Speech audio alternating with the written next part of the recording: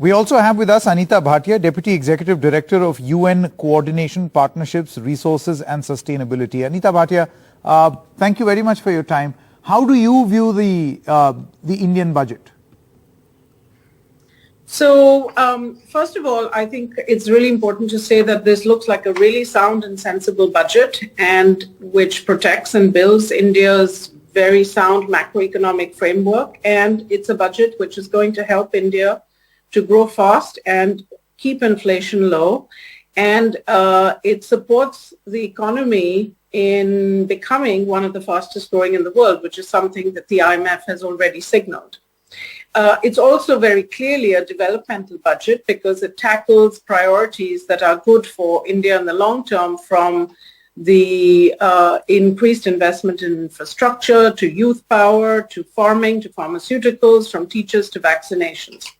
Now, our interest at UN Women is always to look at budgets from a gender lens and to see what is this doing for women and how is it supporting women to really become a core and critical part of the path to economic recovery and to fulfilling the SDGs. So when we look at it from that lens, I see a couple of things that I think are worth highlighting. First, we like very much the emphasis on financial inclusion because there is a new scheme there to get women to save more. It's a 2-year scheme, and we think that will be very helpful.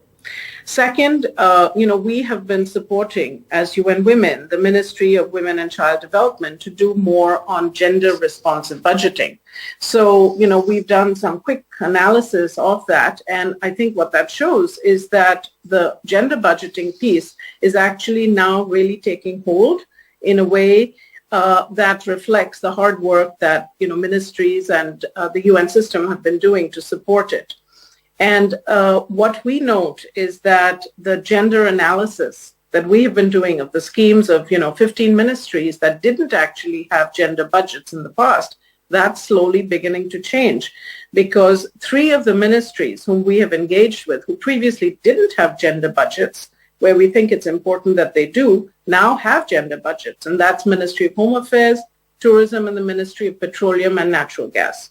So we look at that, and we look at how much of a link there is to SDG targets. So I think overall we are happy with the push on the gender side.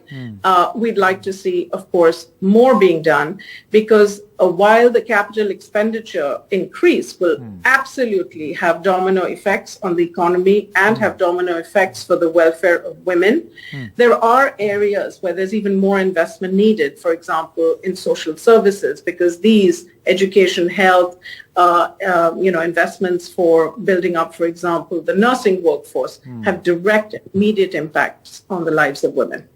All right. Thank you very much, Anita Bhatia, for those views, that input.